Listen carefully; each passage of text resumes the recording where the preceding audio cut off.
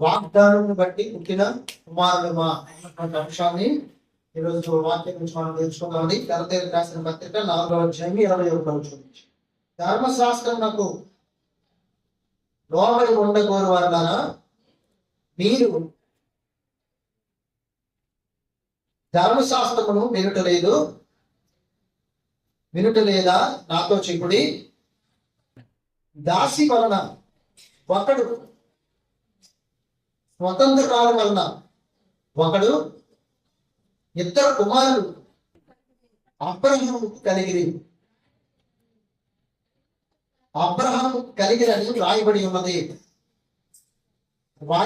కదా. అయినను దాసి వలన పుట్టినవాడు శరీర ప్రకారం పుట్టెను, స్వతంత్రాల వలన పుట్టినవాడు వాగ్దానమును బట్టి పుట్టెను. ఈ సంగతులు అలంకార రూపకముగా చెప్పబడి ఉన్నవి. ఈ స్త్రీలు 2 నిబంధనలు ఉన్నారు.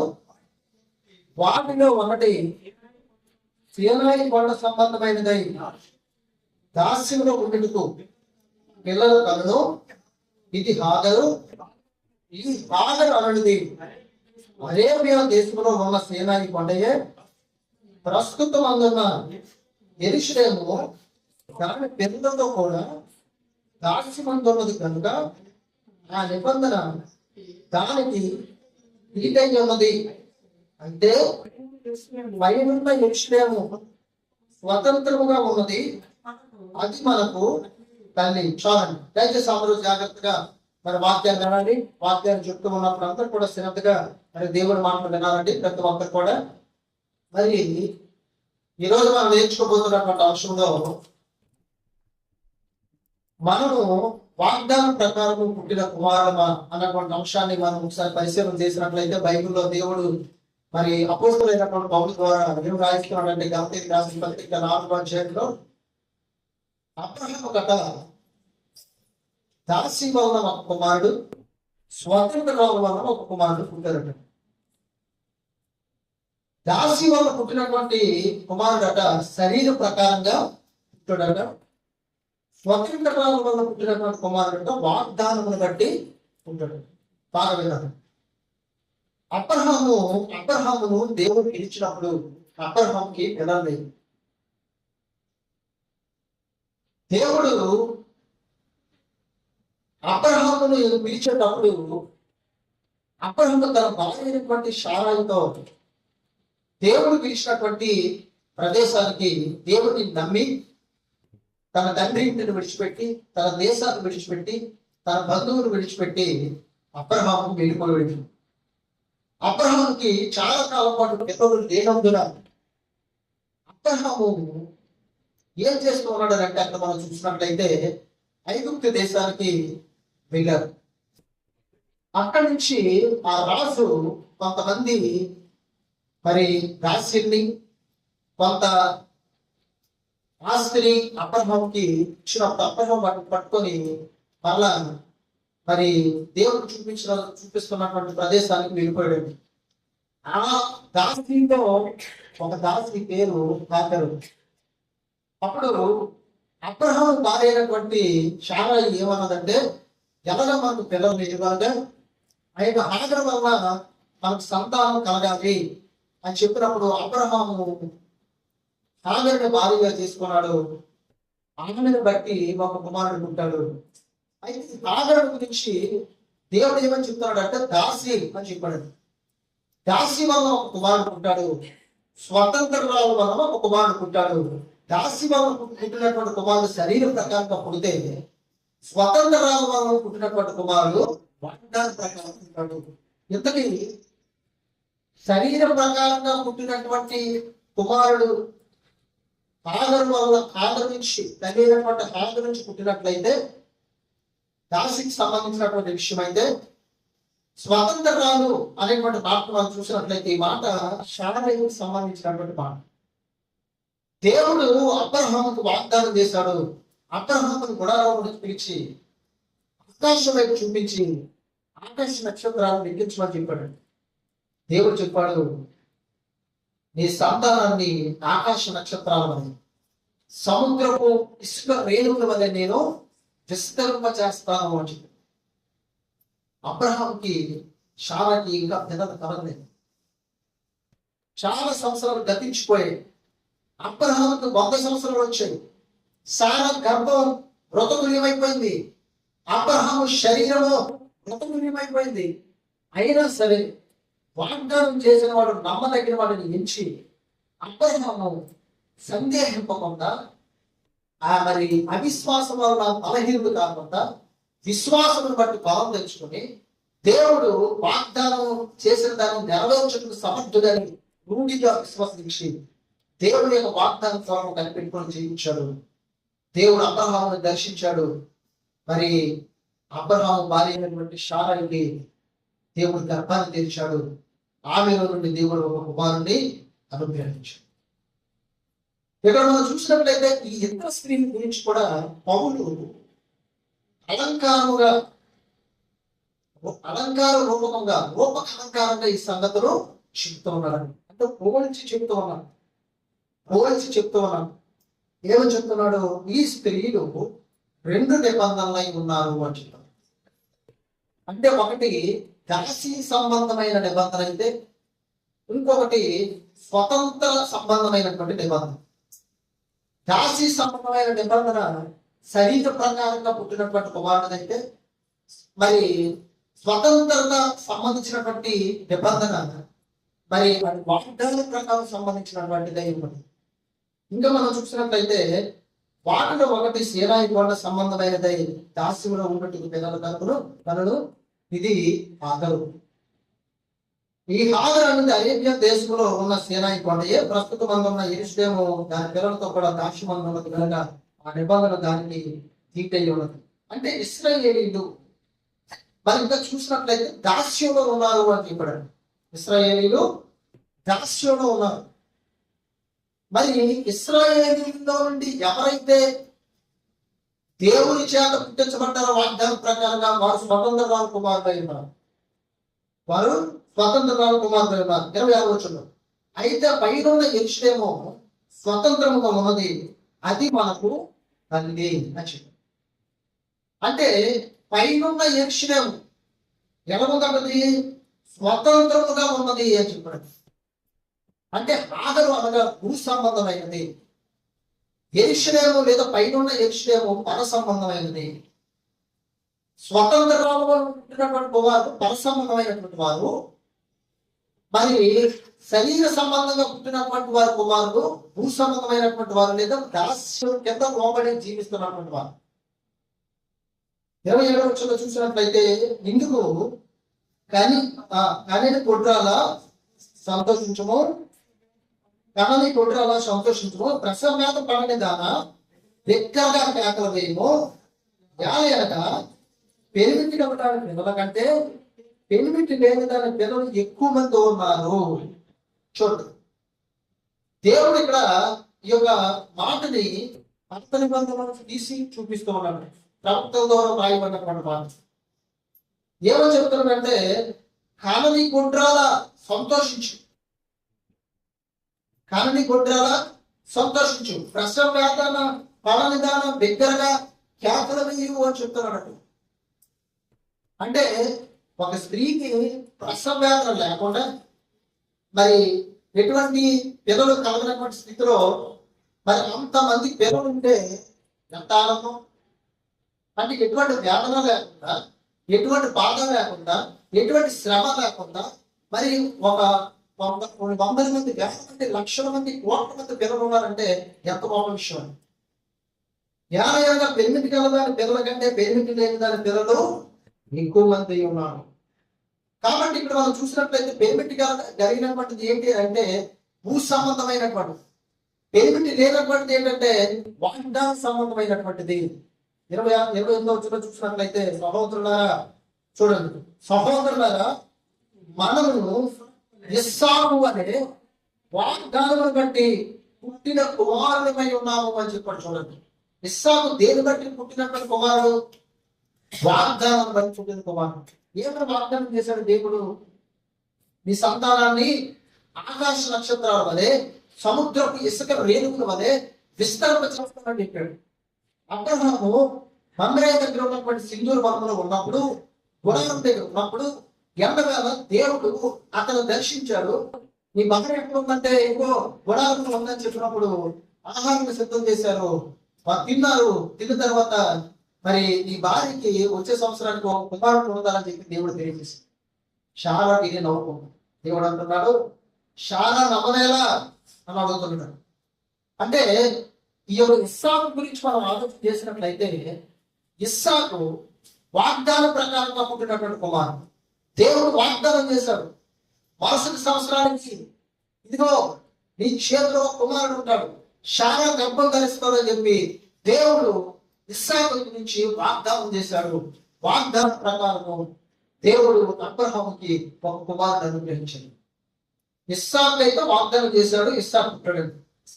ఇక్కడ పౌలు ద్వారా దేవుడు ఏమని రాయిస్తున్నాడు చూడండి, 28 సహోదరులారా, మనము ఇస్సాకు వలె వాగ్దానములు బట్టి పుట్టిన కుమారులమై ఉన్నాము అని చెప్పాడు. ఇస్సాకు అయితే వాగ్దానం చేసి దేవుడు ఇచ్చాడండి అబ్రహాముకి. మరి మనం ఎలాగ దేవుడికి ఇస్సాకు వలె కుమారుడుగా మార్చుకుంటాం? మనం ఎలాగ ఇస్సాకు వలె వాగ్దానం పెట్టుకుంటాం?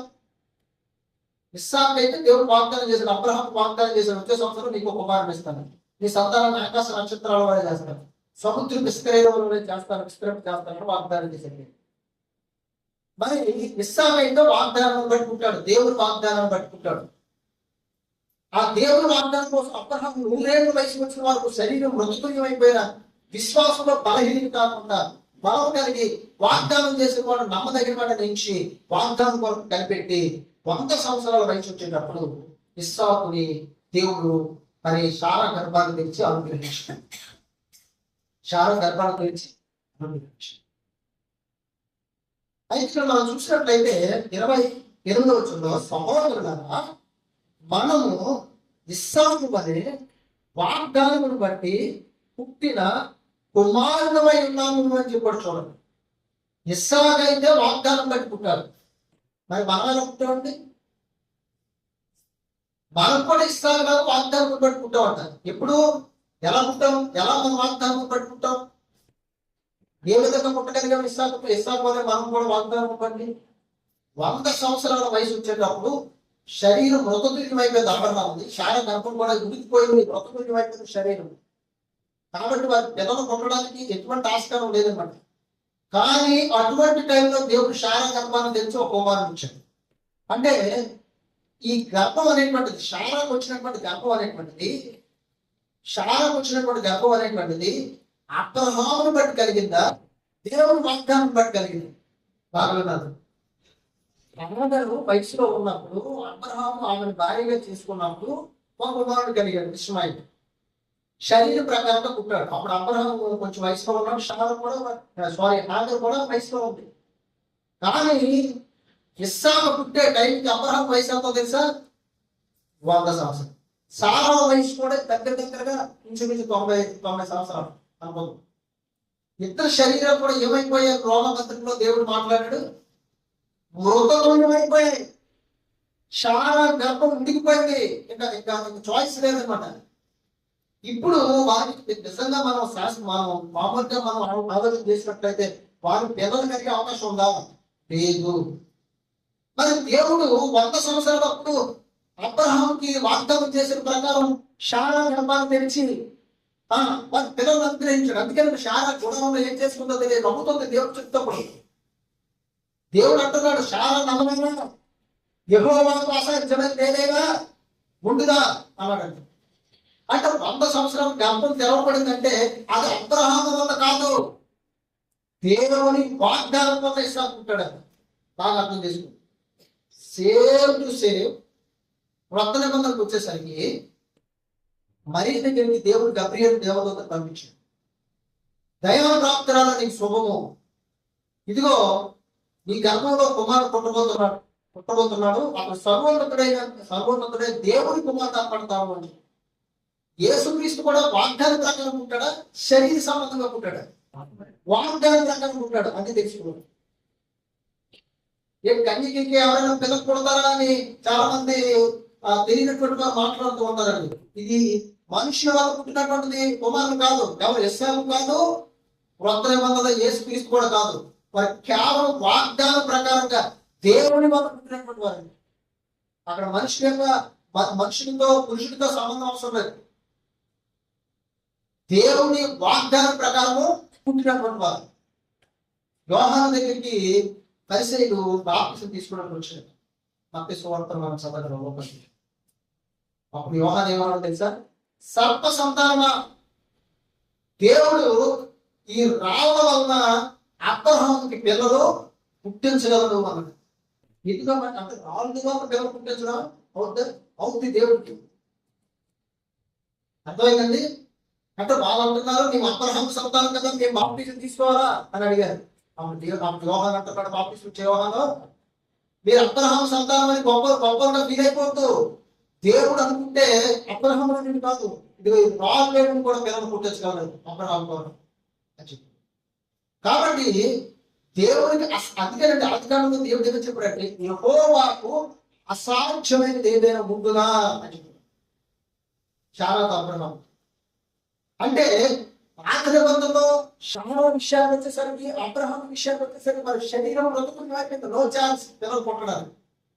కొత్త నిబంధనకు వచ్చేసరికి మరి కూడా same to same no chance పిల్లలు పుట్టడానికి. ఎందుకంటే అప్పుడు ఎవరు కన్యగా గర్భవతి ఒక కుమారుని కనుక అతనికి ఇమ్మానుయేలు అన్నటువంటి పేరు పెడతారు. పాత నిబంధనలు కూడా దేవుడు అబ్రహాం చెప్పడం తెలుసా, నీ సంతానం ఆకాశ నక్షత్రాల వలె సముద్రపు ఇసుక రేణువుల వలె విస్తరింప చేస్తానని చెప్పాడు.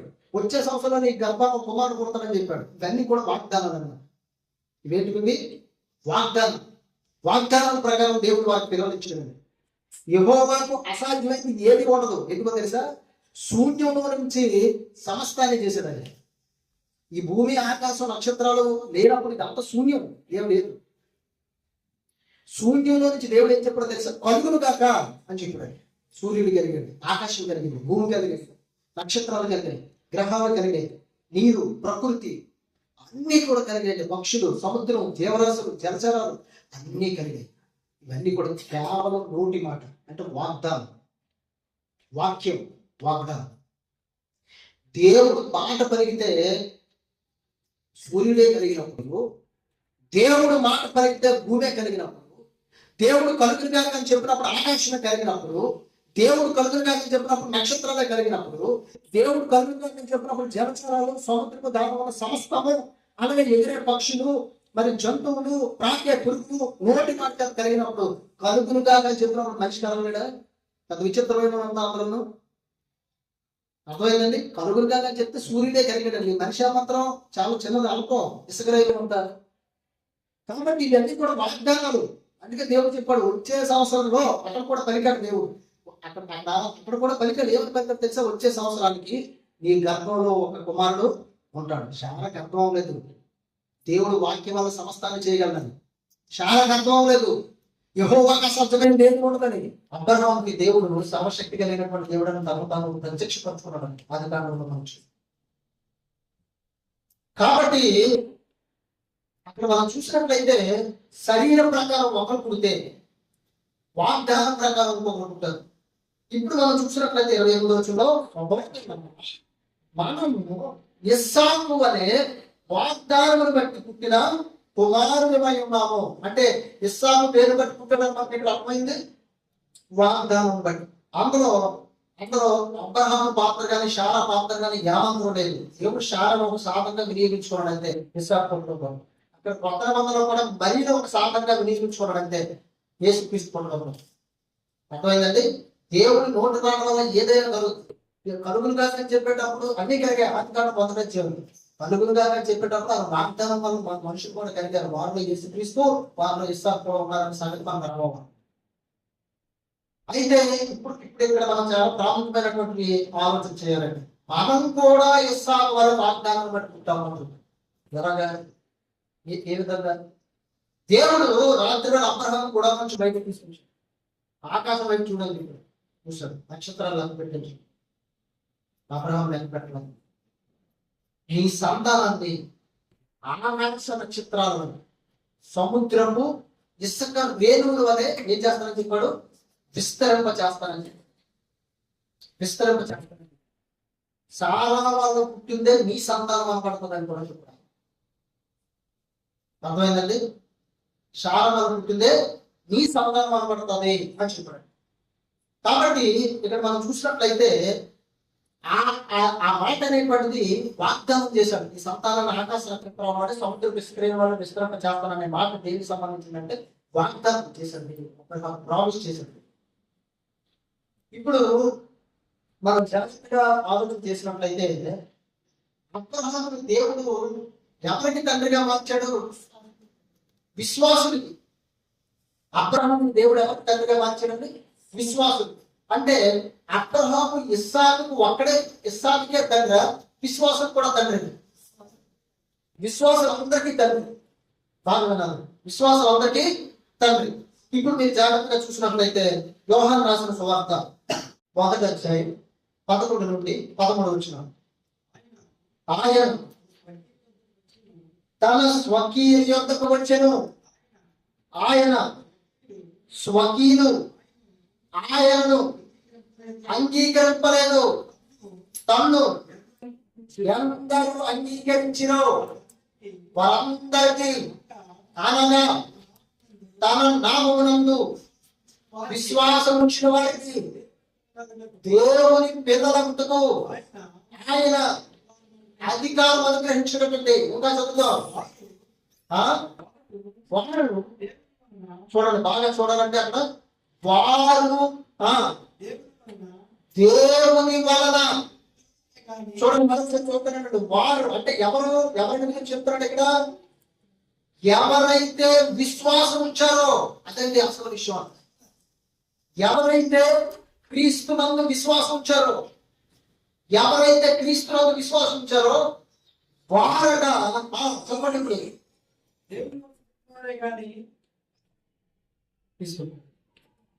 మరోసారి చదువుతాండి, మరోసారి చదవండి. వారు దేవుని వలన పుట్టిన వారే గాని రక్తం వల్లైనా, శరీరాక్ష వల్లైనా, మనుష్యాక్ష వల్లైనా పుట్టిన వారు కారు అని స్పష్టంగా చెప్పేసాడండి. చూసారండి? అంటే ఎవరైతే క్రీస్తునందు విశ్వాసం ఉంటున్నారో వారందరికీ దేవుని పిల్లలు కూడా అవ్వడానికి దేవుడు ఏమి ఇచ్చాడట? అధికారం ఇచ్చాడట. అక్కడ చెప్తున్నాడు చూడండి, 12-11 వచనంలో. అంటే ఎవరు దేవుని నామమునందు విశ్వాసం ఉంచున్నారట. ఎవరి వల్ల పుట్టారంటే దేవుని వల్ల పుట్టారు. ఇప్పుడు ఇస్సాకు ఎవరి వల్ల పుట్టాడు? ఇస్సాకు ఎవరి వల్ల పుట్టాడు? దేవుని వల్ల. యేసుక్రీస్తు ఎవరి వల్ల పుట్టాడు? దేవుని వల్ల. ఇస్మాయిల్ ఎవరి వల్ల పుట్టాడు? అబ్రహాము వల్ల. కాబట్టి ఇక్కడ బాగా చూడాలండి. దేవుడి వల్ల పుట్టిన వారిలో ఇస్సాకు ఉన్నాడు వాగ్దానాన్ని బట్టి. దేవుని వల్ల పుట్టిన వారిలో యేసుక్రీస్తు ఉన్నాడు వాగ్దానాన్ని బట్టి. మనుషుల దగ్గరికి తీసుకొచ్చినట్లయితే శరీరం బట్టి పుట్టినటువంటి వారిలో ఇస్మాయిల్ ఉన్నాడు. అర్థమైందండి? ఇక్కడికి వచ్చేసరికి, క్రొత్త నిబంధనకు వచ్చేసరికి దేవుడు ఏమన్నాడు తెలుసా? తన్ను ఎందరు అంగీకరించరు అనగా తన నామమందు విశ్వాసం ఉంచిన వారందరికీ దేవుని పిల్లలందరికీ దేవుడు అధికారము ఇచ్చాడు. వారు దేవుని వలన పుట్టిన వారే కానీ రక్తము వల్లైనను, శరీరాక్షల వల్లైనను, మనుష్యాక్షల వల్లైనను పుట్టిన వారు కారు. అంటే దేవుని వల్ల పుట్టినటువంటి వారికి రక్తం వల్ల పుట్టలేదు, మనుష్యాక్షల వల్ల పుట్టలేదు, శరీరాక్ష వల్ల పుట్టలేదండి. శరీరాక్ష వల్ల పుట్టలేదు. అక్కడ ఇస్సాకు మనుష్యాక్ష వల్ల పుట్టలేదు, శరీరాక్ష వల్ల పుట్టలేదు, రక్తం వల్ల పుట్టలేదు, వాగ్దానం పట్టాడు. యేసుక్రీస్తు కూడా అంతే. శరీరాక్ష పట్టారు, మనుష్యాక్ష పట్టారు, రక్తం పట్టారు కాదు, వాగ్దానం పట్టి పుట్టాడండి. ఇప్పుడు క్రొత్త నిబంధనకు వచ్చేసరికి ఎవరైతే దేవుని నామమందు విశ్వాసం ఉంచారో వారు కూడా ఎవరుంటారంట తెలుసా? శరీరాక్షర పట్టం, రక్తం పట్టం, మరి మనుష్యాక్షర పట్టం పుట్టలేదట, దేవుని వల్లే పుట్టారట. ఎందుకు మనం ఎప్పుడు పుట్టాం దేవుళ్ళు? చూడండి, యోహాను రాసిన సువార్త 3వ అధ్యాయం 1 నుంచి చదువుతామండి. ఇదే విషయాన్ని ప్రభువు ఒక వ్యక్తికి చెప్పాడు. యూదుల అధికారి అయిన నికోదేము అన్నటువంటి ఒక పరిచయుడు ఉన్నాడండి. అతడు రాత్రి యందు ఆయన యొద్దకు వచ్చి, బోధకుడా, నీవు దేవుని యొద్ద నుండి వచ్చిన బోధకుడు అని మేము ఎరుగుతాము. దేవుడు అతనికి తోడై ఉంటేనే తప్ప నీవు చేయించున్న క్రియలు, సూచక క్రియలు ఎవరు చేయలేడని ఆయనతో చెప్పినావా. చూడండి, యేసుక్రీస్తు ప్రభువు ఏమంటున్నారు, చాలా జాగ్రత్తగా చూడాలంటే చాలా జాగ్రత్తగా చూడాలి.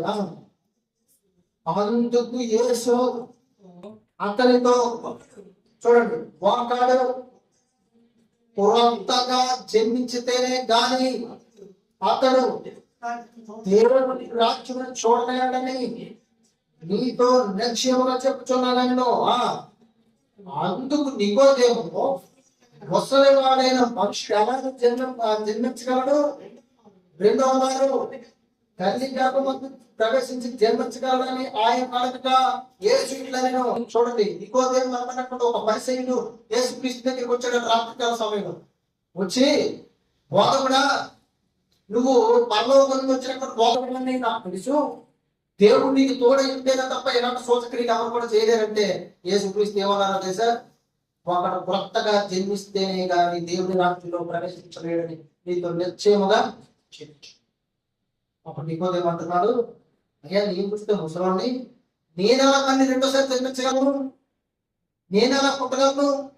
ముసలివాడు తల్లి గర్భంలో ప్రవేశించి మరలా జన్మించగలరా? ఇది సాధ్యమేనా? ఇది అసలు సాధ్యమేనా? ఇది జరుగుతుందా? శారదగా అడుగుతున్నాడండి, ఇది సాధ్యమేనా? ఇది జరుగుతుందా? ఇక్కడ ఎక్కడైనా పాసిబిలిటీ ఉందా? ఇది ఎక్కడైనా జరుగుతుందా? అసలు రెండోసారి ఎవరైనా జన్మించగలరా అని అడుగుతున్నాడండి. యేసుక్రీస్తు ఏమన్నారో చూడండి.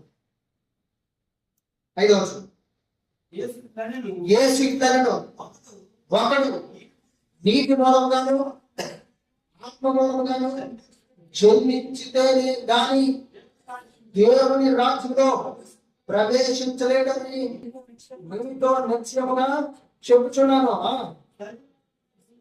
శరీరం మూలముగా జన్మించినది, శరీరం ఆత్మ మూలంగా జన్మించినది ఆత్మనై ఉన్నది. అందరూ జాగ్రత్తగా చూడాలండి. ఈ నికోదేముతో యేసుక్రీస్తు దేవుని వల్ల ఎలాగ పుట్టాలో చెప్తున్నాడండి, దేవుని వల్ల ఎలాగ జన్మించాలో చెప్తున్నాడు. నికోదేముకి అర్థం అవుతుంది, తల్లి గర్భంలో ప్రవేశించిన ముసలివాడు మళ్ళా తల్లి గర్భంలో ప్రవేశించగలరా, జన్మించగలరా? ఇది సాధ్యమని అడిగితే యేసుక్రీస్తు అంటున్నాడు, ఒకరు నీటి మూలంగాను ఆత్మ మూలంగాను జన్మిస్తేనే గాని దేవుని రాజ్యంలో ప్రవేశం అనేటువంటిది లేదు, ప్రవేశించడం. శరీరం మూలంగా జన్మించింది శరీరం, ఆత్మ మూలంగా జన్మించింది ఆత్మ ఉన్నది.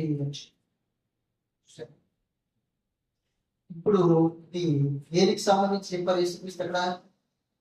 దేనికండి ఇది? నీటి మూలంగా ఆత్మ మూలంగా జన్మించడం దేనికి సంబంధించింది? దేనికి? బాప్తిస్మానికి సంబంధించింది.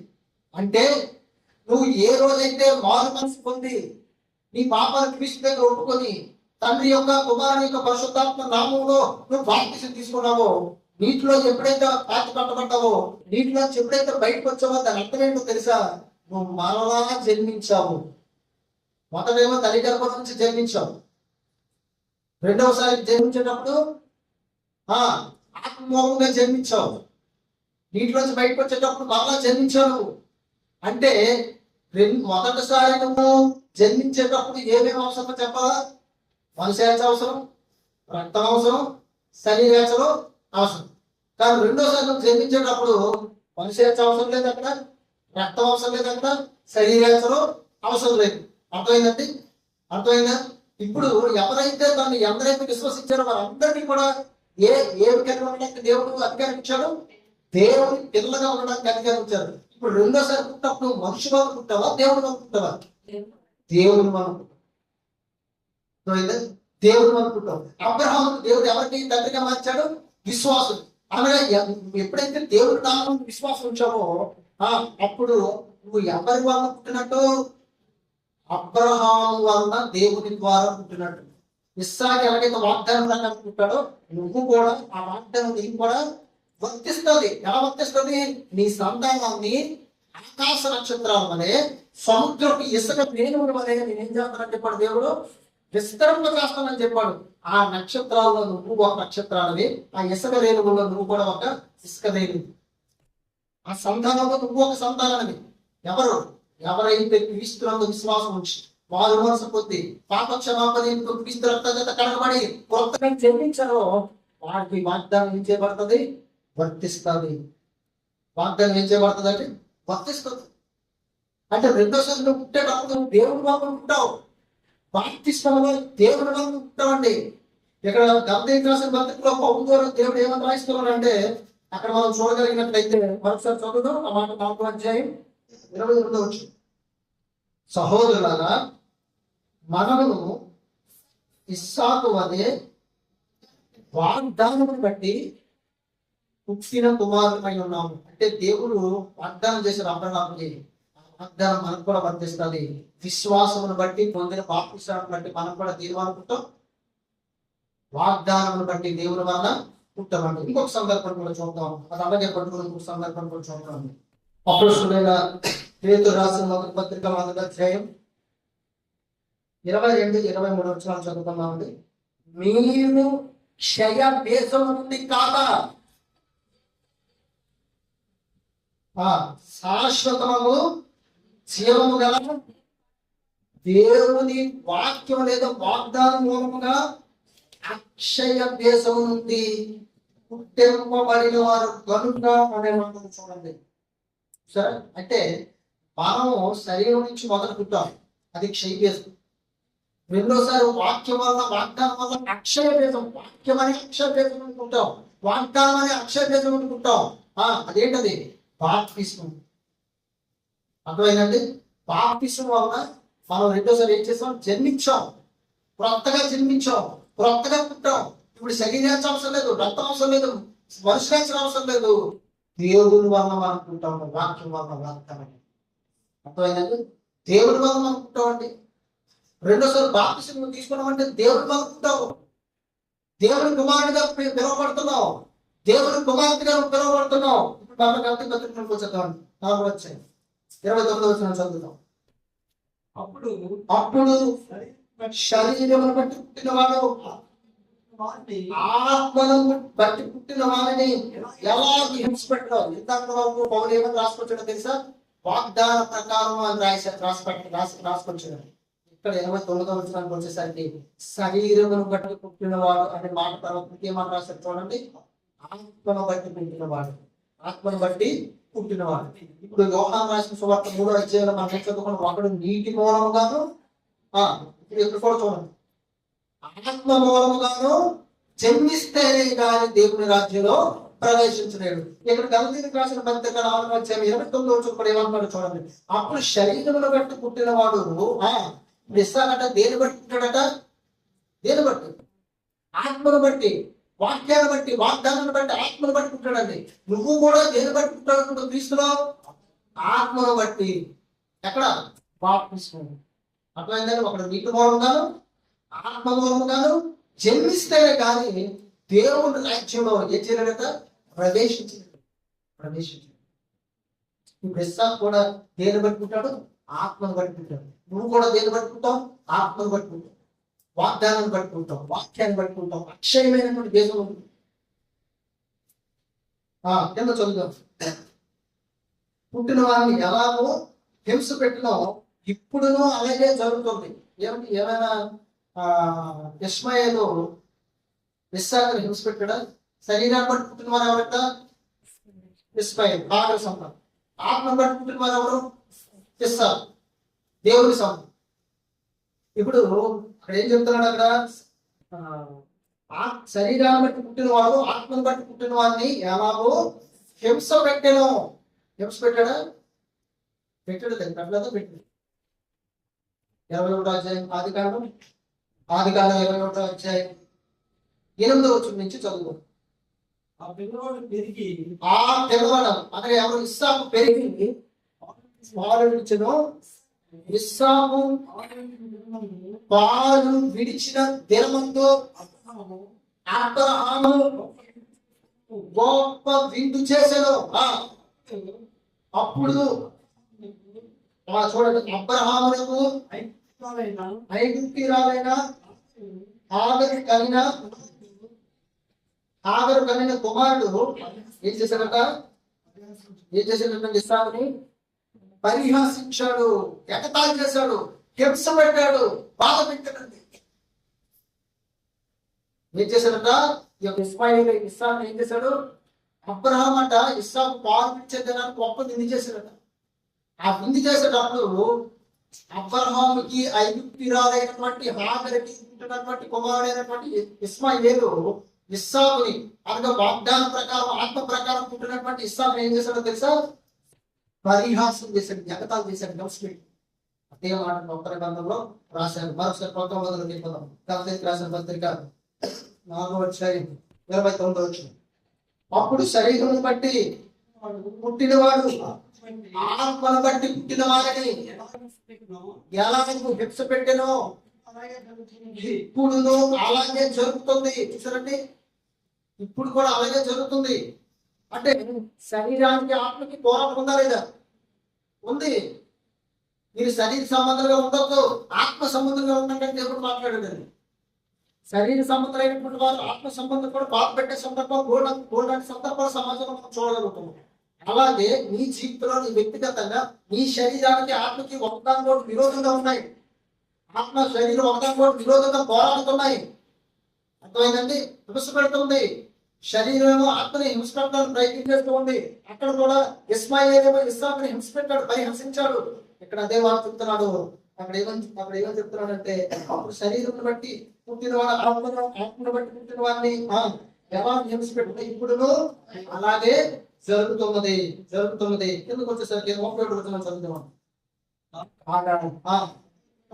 సహోదరులారా, మనం స్వతంత్రాది కుమారుడమే గాని దాసి కుమారుడు కావు. స్వతంత్రాలు అనే మాటని జ్ఞాపకం మాట చెప్పారండి. ఇక్కడ 26 చూడండి. అయితే పైన యెరూషలేము స్వతంత్రంగా ఉన్నది, అది మనకు అంటే దేని సూచిస్తుందంటే సంఘాన్ని పరలోకాన్ని సూచిస్తుంది. సంఘాన్ని పరలోకాన్ని సూచిస్తుందంటే నిజంగా దగ్గర కాదు, రూపక అలంకారాన్ని జ్ఞానం చెప్పాడు. అంటే పోల్చి చెప్పాడు. ఈ మాట చాలా మందికి అర్థం కాక ఈరోజు చాలా మంది కొరియా వాళ్ళు, దక్షిణ కొరియా వాళ్ళు, చాలా మంది కొరియాలు ఏం చేస్తున్నారంటే పరలోకంలో మనకు తల్లి ఉంటున్నారు.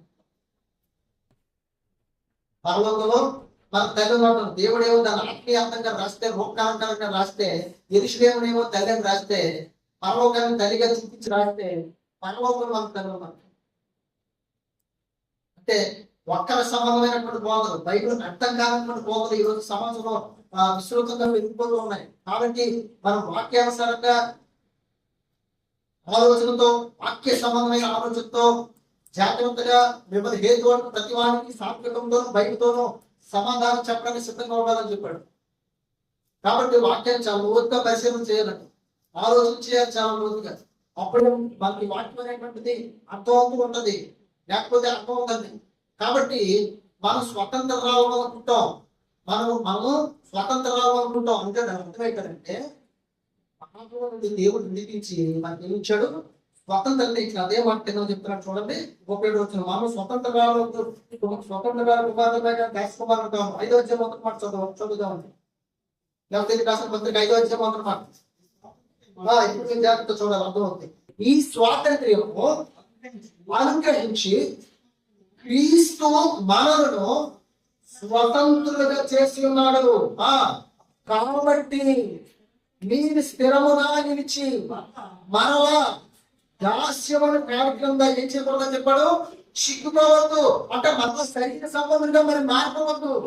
పాపం అనే దాస్యం కిందకి మీరు వెళ్ళిపోవద్దు. పాపం అనే కార్యక్రమం మీరు వెళ్ళిపోవద్దు.